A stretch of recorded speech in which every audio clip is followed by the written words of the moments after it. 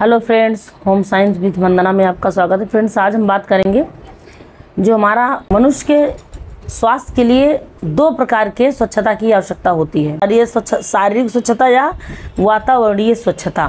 तो ये जो है हम आज देखेंगे यहाँ पे वातावरणीय स्वच्छता की बात। हमारी जो शारीरिक स्वच्छता थी उसकी बात हो गई, उसको हम देख लिए।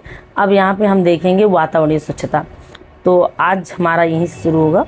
वातावरणीय स्वच्छता से आशय व्यक्ति के आसपास के वातावरण की स्वच्छता से है।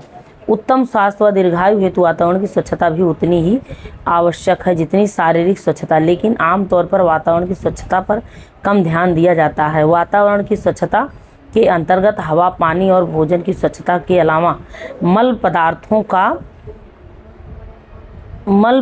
का स्वास्थ्यकर निपटान भी आता है, क्योंकि रोग उत्पन्न करने वाले सूक्ष्म जीवाणु मानव मल में विद्यमान रहते हैं।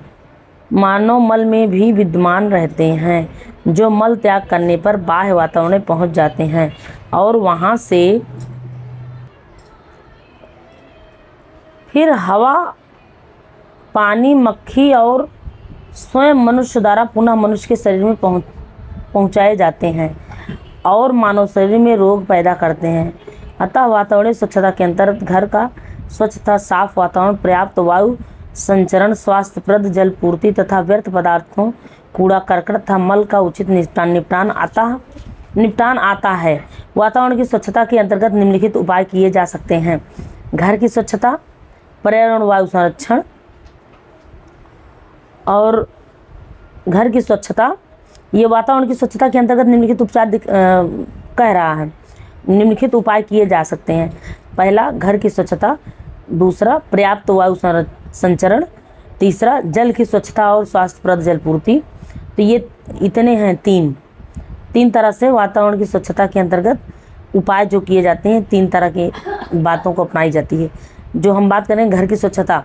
घर की स्वच्छता जो है, इसमें स्वास्थ्य की दृष्टि से घर का वातावरण स्वच्छ होना चाहिए। इसके लिए प्रतिदिन घर की सफाई करनी चाहिए। सप्ताह में एक बार दीवारों तथा छतों की जाले साफ करने चाहिए, जिससे कीट पतंगे, मच्छर आदि वृद्धि ना कर सकें। प्रतिदिन भी घर के समस्त भागों को अच्छी तरह साफ करना चाहिए। पेशाब घर, शौचालय प्रतिदिन फिनाइल से साफ करने चाहिए। रसोई घर की स्वच्छता का विशेष ध्यान रखना चाहिए। रसोई घर भी साफ सुथरा होना चाहिए। रसोई घर के व्यर्थ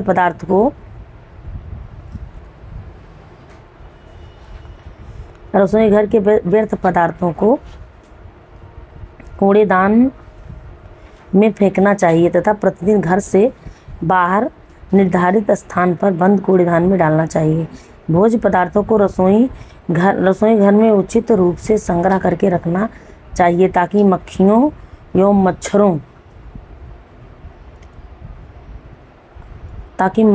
मच्छरों से उनकी सुरक्षा हो सके। खाना पकाने तथा परोसने के लिए भी स्वच्छ बर्तनों का प्रयोग करना चाहिए। बर्तन धोने का स्थान या सिंक साफ होना चाहिए और बर्तन साफ करने के पश्चात सिंक और स्थान को अच्छी तरह साफ कर देना चाहिए। रसोई घर तथा संपूर्ण घर की नालियों को साफ रखना चाहिए, जिससे पानी एकत्र होकर मच्छरों को जन्म ना दे सकें। खाने की गंध व धुआं निकलने हेतु रसोई घर का रोशनदान खुला रखना चाहिए। सप्ताह में एक बार कीटाणुनाशक पदार्थ का प्रयोग करके रसोई घर के कोने वाले भागों को स्वच्छ करना चाहिए। अब यहाँ आ गया है दूसरा पॉइंट, जो वातावरण स्वच्छता के अंतर्गत निम्नलिखित उपाय किए जा सकते हैं। उसमें पहला तो हो गया घर की स्वच्छता, दूसरा हो गया पर्याप्त वायु संचरण। अब हम बात करेंगे पर्याप्त वायु संचरण की बात करेंगे। यहाँ पे दूसरे नंबर की बात यहाँ करेंगे।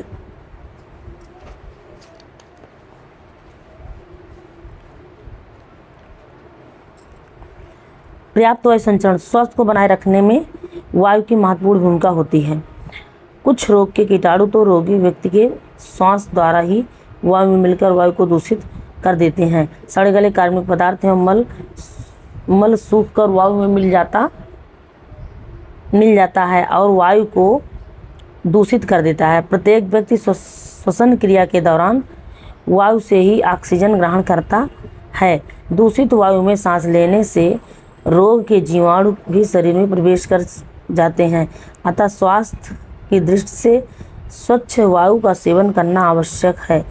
स्थान की सीमितता घनी आबादी में मकान,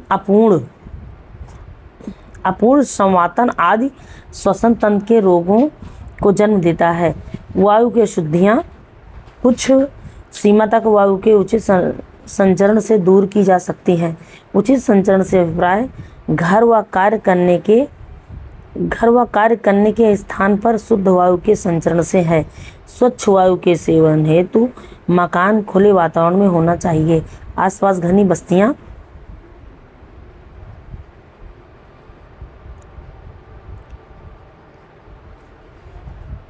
स्वच्छ वायु का सेवन करना आवश्यक है। स्थान की सीमित घनी आबादी में मकान, अपूर्ण संवातन आदि श्वसन तंत्र के रोग। अच्छा, यहाँ कहाँ तक हम देखे थे? हाँ,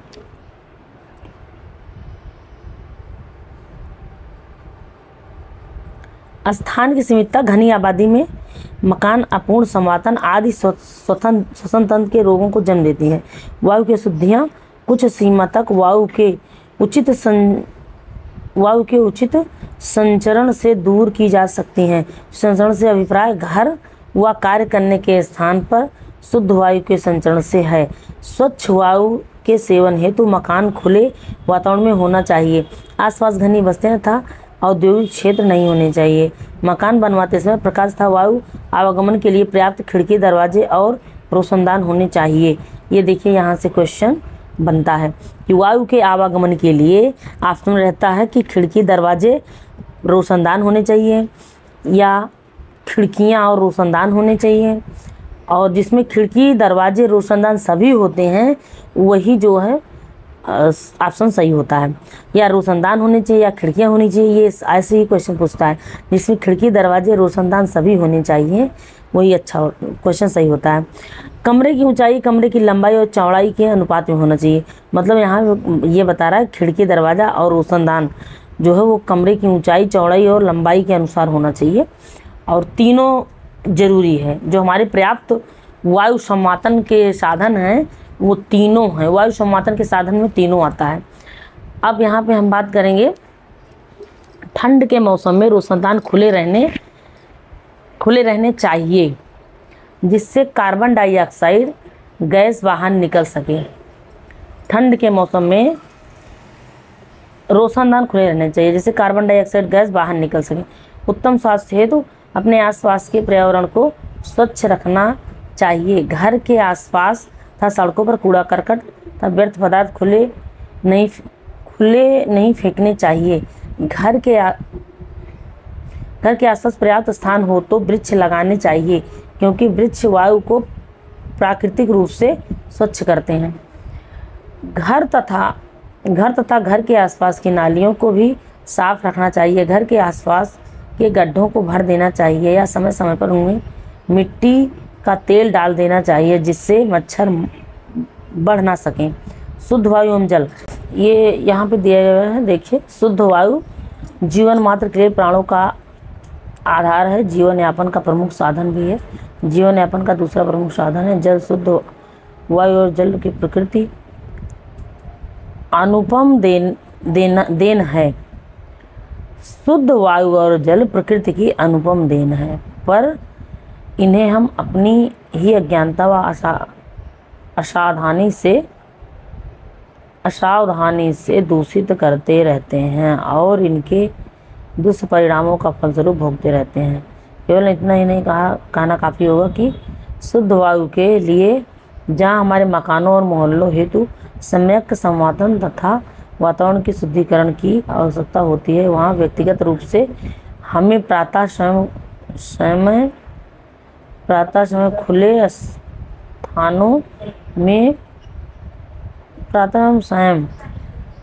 स्थानों में नियमित भ्रमण, बाग बगीचों में विचरण तथा प्राणायाम द्वारा निर्धारित मात्रा में ऑक्सीजन अवशोषक की भी आवश्यकता होती है, जिससे रक्त की सम्यक शुद्धि, चयापचय प्रक्रियाओं की परिपुष्टि वांछित ऊर्जा उत्पत्ति में यथोचित सहायता प्राप्त हो सके।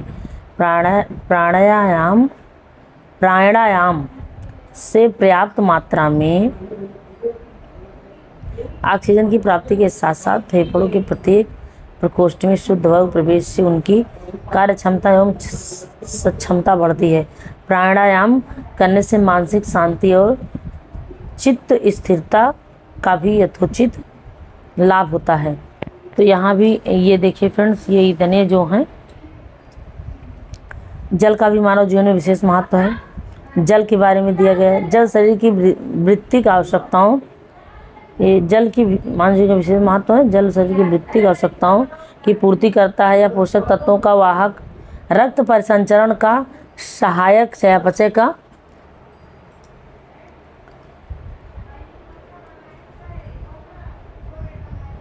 का नियम विकार, यह पोषक तत्वों का वाहक, रक्त परिसंचरण का सहायक, चयापचय का नियामक, विकार तत्वों का निष्कासन और आंतरिक ग्रंथियों के स्रावों का उत्प्रेरक तथा मौलिक अंश बनता है। पर्याप्त मात्रा में पिया गया जल कोष्ठबद्धता का भी निराकरण करता है। सामान्य तौर पर वयस्क व्यक्ति हेतु जल की दैनिक मात्रा लगभग 4 लीटर होनी चाहिए। जो जल पीने की मात्रा होती है वयस्क व्यक्ति के लिए, सामान्य वयस्क व्यक्ति के लिए 4 लीटर जल कम से कम पीने से, ज़्यादा से ज़्यादा 5 हो जाए कोई दिक्कत नहीं है। गर्मी के मौसम में या उष्ण वातावरण में काम करने वाले व्यक्तियों को इसकी कुछ और अधिक मात्रा की आवश्यकता है, जिससे इसे हमारे प्यास स्वतः ही नियंत्रित कर लेते हैं। शुद्ध तथा सुरक्षित जल की उपलब्धि सार्वजनिक जल प्रदेय योजनाओं से हो रही जाती हैं, लेकिन जहाँ यह योजनाएं नहीं हो वहाँ इसकी शुद्धि घरेलू तरीके से कर लेना अधिक श्रेयस्कर होता है। देखो ये जल की स्वच्छता और स्वास्थ्यप्रद जल पूर्ति। तो यहाँ पे फ्रेंड्स देखिए, ये जल को शुद्ध करने के लिए दिया गया मानव जीवन। अच्छा, मैं पढ़ते चली गई, ये आप इसको देख लीजिएगा, ये पूरा ही जो है। उसके बाद तीसरा पॉइंट आएगा जल की स्वच्छता और स्वास्थ्यप्रद जल पूर्ति। ये सारा ऐसे ही आप इसको देख लीजिए, इसको पाँच करके सब पढ़ भी सकते हैं आप। ये जो है इस बुक को पाँच करके इस तरह पढ़ सकते हैं। अब हम बात करेंगे आगे की बात, देखेंगे जल की स्वच्छता और स्वास्थ्यप्रद जल पूर्ति। यहाँ पे जो ये वाला है, यहाँ पे एक समझ लीजिए एक PDF टाइप का ये हो जाएगा। ऐसे ही हम दिखा दे रहे हैं, आप देख लीजिए। साफ़ होनी चाहिए एक बर्तन से दूसरे बर्तन में पानी। ये सारा जल शुद्ध करने का, जल शुद्ध रखने का सारा तरीका है, किस तरह से जल को शुद्ध रखा जा सकता है। व्यक्तिगत स्वास्थ्य के नियम, जो व्यक्तिगत स्वास्थ्य के नियम होते हैं, ये इसमें देखो स्वास्थ्य हेतु मूल आवश्यकताएं निम्नलिखित हैं। स्वास्थ्य हेतु मूल आवश्यकताएं निम्नलिखित हैं। संतुलित आहार या उत्तम पोषण लेना, ये जो है पहला है, संतुलित आहार या उत्तम पोषण जो अच्छे स्वास्थ्य के लिए। उसके बाद यहाँ पे ये सारे पोषक तत्व दिए गए हैं सारे पोषण के लिए। ये है, ये देखिए सारे दिए हैं। ये इसको आप पाँच करके पढ़ सकते हैं फ्रेंड्स। तो थोड़ा सा हम जल्दबाजी के लिए ऐसे दे रहे हैं आपको, इस तरह से आप इसको रीड कर लीजिएगा, पाँच करके रीड कर सकते हैं आप। ये देखिए, उसके बाद इसमें जो है ये जो यहाँ पे दिया गया है,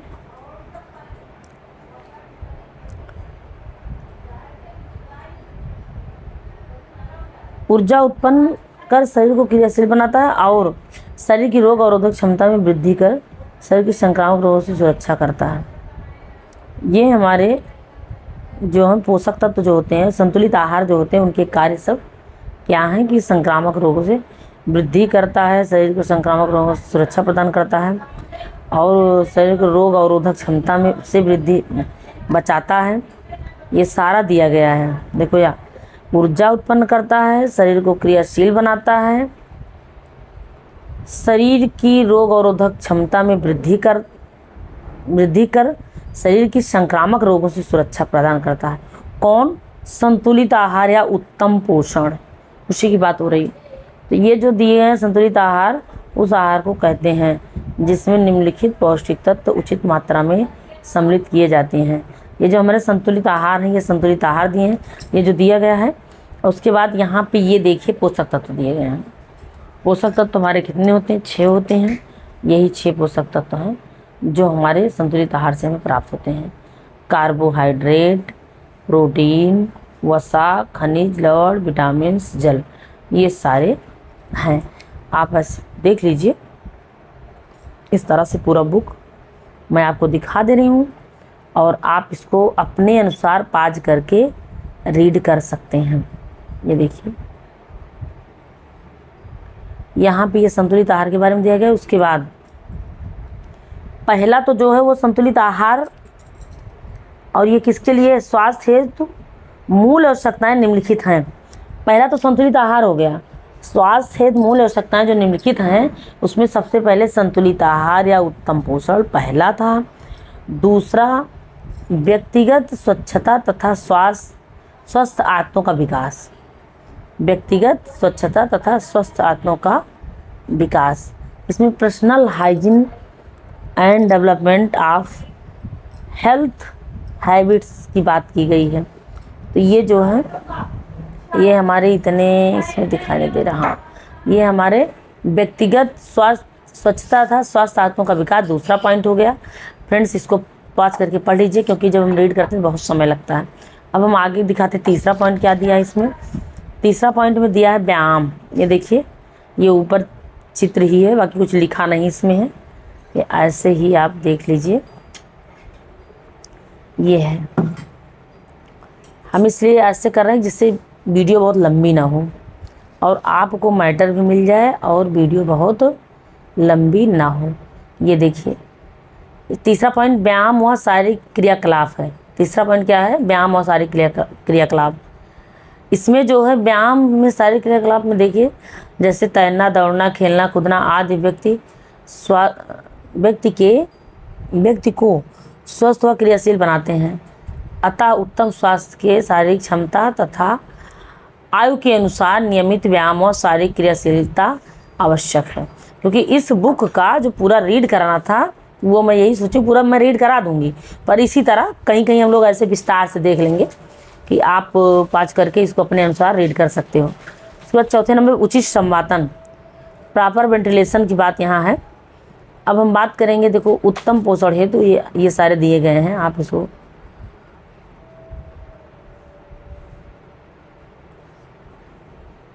ये यहाँ पे सम्मातन की बात की गई है।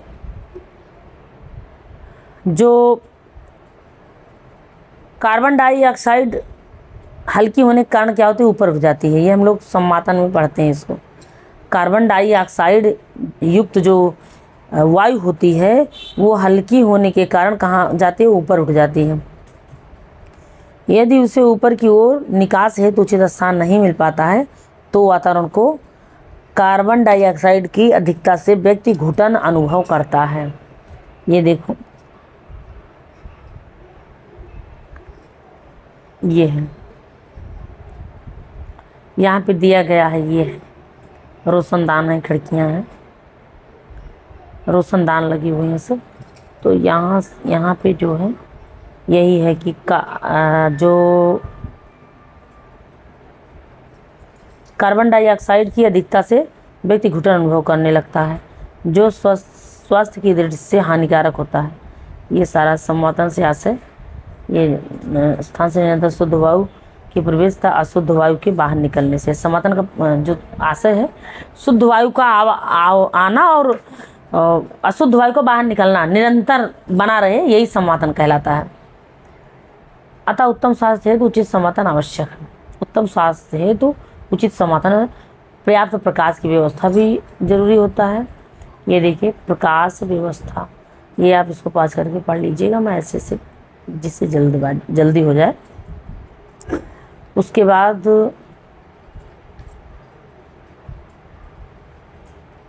देखो यहाँ पे ये भी है, प्रकाश व्यवस्था में एक मेन पॉइंट देखिए आप, यहाँ जो लोग बंद घरों में रहते हैं तथा जहाँ प्राकृतिक प्रकाश के लिए पर्याप्त स्थान नहीं होता, वे अस्थि विकारों से पीड़ित हो जाते हैं, क्योंकि सूर्य की किरणों में रक्त के कोलेस्ट्रॉल को विटामिन डी में बदलने की क्षमता होती है और विटामिन डी अस्थि विकृति को रोकता है। जो हमारे एपिथेलियम टिश्यू पे जो कोलेस्ट्रॉल जमा होते हैं और जब वहीं पे प्रकाश की किरणें पर सूर्य के प्रकाश पड़ते हैं या सूर्य की किरणें पड़ती हैं तो वो विटामिन डी में बदल देता है, बदलने की क्षमता उसमें होती है। और वही विटामिन डी क्या करता है, अस्थि विकृति से रोकता है, अस्थियों को कमज़ोर होने से बचाता है। ये बात यहाँ पे है। बाकी प्रकाश तो सूर्य का अच्छा होता ही है, वो जो जीवाणुओं को नष्ट करता है, बैक्टीरिया को नष्ट करता है, इन सब की दृष्टि से हमारे स्वास्थ्य के लिए अच्छा ही होता है। उसके बाद मौसमानुसार पर्याप्त स्वच्छ वस्त्र, मौसमानुसार पर्याप्त स्वच्छ वस्त्र होने चाहिए जो हम लोग ओढ़ने बिछाने पहनने सब समय पे यूज करते हैं। उसके बाद संक्रमण से बचाव व समय पर प्रतिरक्षीकरण, यहाँ पे संक्रमण से बचाव और प्रतिरक्षीकरण भी लेते रहना चाहिए। ये आप इसका डिटेल पूरा देख लीजिएगा, पॉज करके। अब हम थोड़ा सा और इसमें दिखा दें आपको, उसके बाद आगे दूसरे क्लास में करेंगे। ये है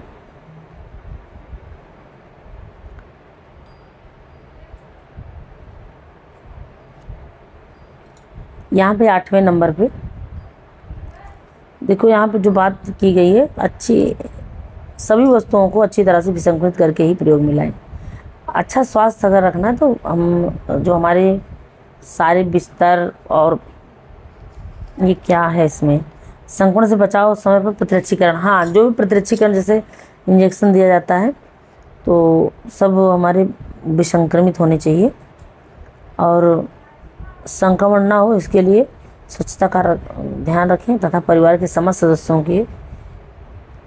को उचित समय पर संक्रामक रोगों से बचाव हेतु तो टीके लगवाएं। जो संक्रामक स्वास्थ्य रक्षा है उस पर टीके की आवश्यकता होती है। 8वें नंबर समय समय पर स्वास्थ्य परीक्षण, ये डॉक्टर की सलाह से परीक्षण करवाते रहना चाहिए।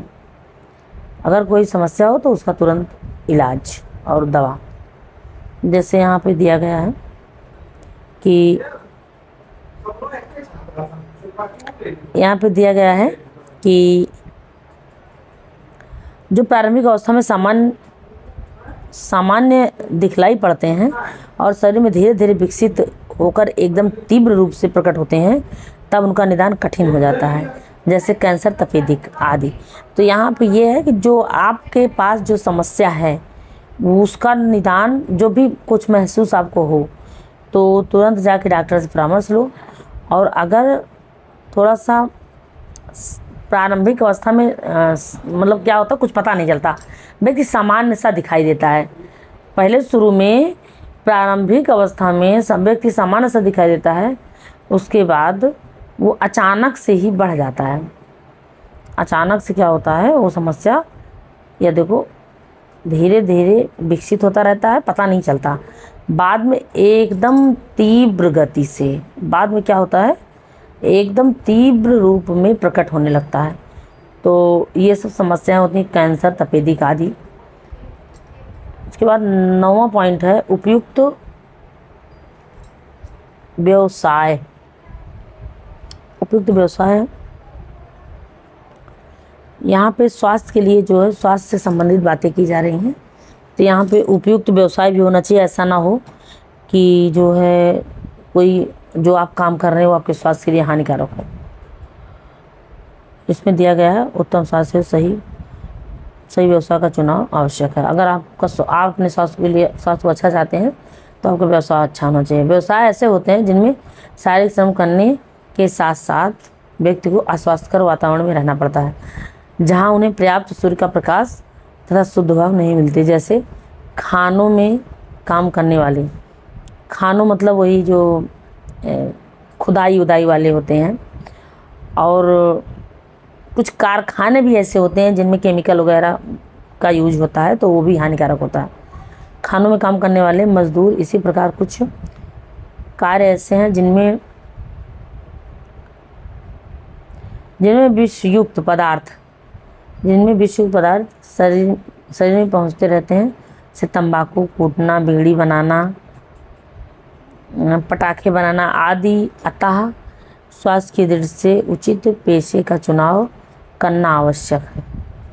तो ये था। उसके बाद अगर बात करें जीवन के प्रति स्वयं मानसिक दृष्टिकोण, ये जो है जीवन के प्रति स्वयं मानसिक, आपका अपने जीवन के प्रति कैसा मानसिक दृष्टिकोण है, आप अपने लिए कैसे जो है अपने काम को और अपने दिनचर्या को क्या समझते हैं, कैसे उसको करते हैं।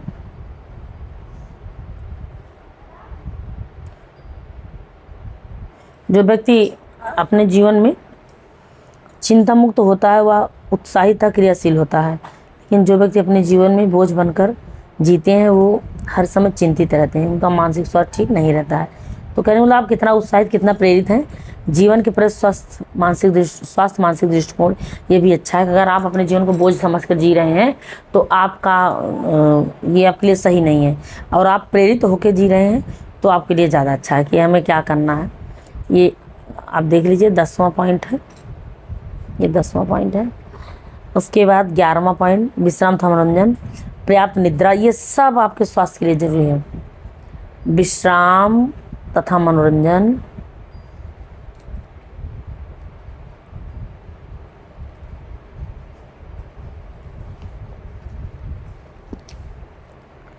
ये है विश्राम तथा मनोरंजन, पर्याप्त निद्रा, ये सब, इसको आप 5 करके सब पढ़ सकते हैं। सब 24 घंटों में कम से कम 6 से 8 घंटे अवश्य सोना चाहिए। ये देखो पर्याप्त निद्रा में लिखा है 6 से 8 घंटे की निद्रा लेनी चाहिए। तनाव नहीं होना चाहिए, गहरी निद्रा से थकान दूर होती है, सब लिखा है इसमें। उसके बाद ये है नशीले उत्तेजक पदार्थों का परित्याग, नशीले उत्तेजक पदार्थों का परित्याग, इसको थोड़ा सा देखेंगे। सामान्य तौर पर नशीले पदार्थ का मद्यपान की मानते हैं, परंतु यह धारणा गलत है। वे पदार्थ शरीर निद्राकारी प्रभाव डालते हैं, व्यक्ति को अचेतन और निष्क्रिय बनाते हैं। जो थोड़ी सी स्फूर्ति का आभास होता है वह स्नायु केंद्रों के प्रभावित हो जाने से होता है। जब प्रभावित स्नायु केंद्र मद्यपान के कारण स्नायु मन के पृथक हो जाता है, तब मद्यपान करने वाला व्यक्ति अपना विवेक खो देता है। ये देखो यहाँ पे लिखा है, जब प्रभावित स्नायु केंद्र मद्यपान के कारण स्नायु मंडल से पृथक हो जाता है, तब मद्यपान करने वाला व्यक्ति अपना विवेक खो देता है। मद्यपान करने वाला व्यक्ति अपना विवेक खो देता है और आत्मसम्मान तथा उचित अनुचित की भावना से मुक्त हो जाता है। मद्यपान से जो शक्ति व ताप प्राप्त होता है वह स्थायी होता है। क्षणिक सुख की प्राप्ति में व्यक्ति अपना स्वास्थ्य स्तर धीरे धीरे खो जाता है, क्योंकि मद्यपान के पीते ही ये पदार्थ छोटी आंत में जाकर रक्त कोशिकाओं द्वारा अवशोषित कर लिए जाते हैं और रक्त के साथ शरीर के समस्त कोषों में पहुंचकर दुष्प्रभाव डालते हैं। केंद्रीय स्नायु संस्थान के प्रभावित होने से व्यक्ति चेतना शून्य होकर मूर्छा तथा मृत्यु का शिकार हो जाता है। इनसे हृदय गति तेज हो जाती है तथा श्वसन तंत्र प्रभावित हो जाता है। पाचन तंत्र में भी ये हाइड्रोक्लोरिक अम्ल की मात्रा को बढ़ाता है, जिससे पाचन विकार उत्पन्न होते हैं। अतः स्वास्थ्य की दृष्टि से इन पदार्थों का परित्याग ही उत्तम है। तो यहाँ पे ये जो थे ये हमारे शरीर के जो स्वच्छता संबंधित पर्यावरणीय स्वच्छता से थे। पर्यावरणीय स्वच्छता में हम इतना देख लिए हैं, बहुत सारे बातें हो गई। पर्यावरणीय वातावरणीय स्वच्छता की हम बात करें, ये वातावरणीय स्वच्छता थी। यहाँ से हम देख रहे थे इसको, वातावरणीय स्वच्छता। वातावरणीय स्वच्छता में हम ये सब देख रहे कि इसके अंतर्गत क्या क्या आ रहा है। वातावरण स्वच्छता के अंतर्गत निम्नलिखित उपाय किए जा सकते हैं। ये सारे वातावरण की स्वच्छता के में उपाय था जो हम अभी तक सारा सब रीड कर लिए, और इसको आप पास करके पढ़ सकते हैं। इसमें जो था वो व्यायाम था, पर्याप्त प्रकाश व्यवस्था, मौसम अनुसार पर्याप्त स्वच्छ वस्त्र, संक्रमण से बचाव, और इसके अंतर्गत 13 पॉइंट हम देख लें, जिसमें लास्ट में था नशीले व उत्तेजक पदार्थ। नशीले व उत्तेजक पदार्थों का परित्याग, मतलब छोड़ने वाली बात होती है। अब हम शारीरिक स्वास्थ्य व आसन देखेंगे। शारीरिक स्वास्थ्य व आसन, ये हमारे इसके बाद के उसमें होगा। और जो शारीरिक स्वास्थ्य होता है उसका आसन का, अच्छे आसन का महत्व, कुछ उपयुक्त आसन, ये सारा ये हम अब इसके बाद कराएंगे, इसको समाप्त कर देंगे। ये लास्ट का रहेगा। इतना जो है ये हमारा इसका प्रैक्टिस सेट करवा दिए हैं, और ये इतना कर देंगे तो ये दोनों यूनिट हमारा समाप्त हो जाएगा। दोनों यूनिट समाप्त हो जाएगा, फिर तीसरी यूनिट हम देखेंगे। और वैसे हम आपको PDF जैसे दे देंगे, इसमें जो ऐसे दिखा देंगे और आप पास करके इसको पढ़ सकते हैं। और ऐसे करने में वीडियो छोटी रहेगी, ज़्यादा अच्छा रहेगा, नहीं बहुत वीडियो लंबी हो जाएगी तो समय भी ज़्यादा लगेगा। और आप इसको पास करके पूरा विस्तार से पढ़ सकते हैं, इसमें क्या है कैसे है आप इसको पढ़ सकते हैं। तो फ्रेंड्स आज के लिए इतना ही। हमारे चैनल को सब्सक्राइब कीजिएगा, वीडियो को लाइक कीजिएगा, और हम इस तरह से आपको पूरी बुक हम रीड करा देंगे। धन्यवाद फ्रेंड्स।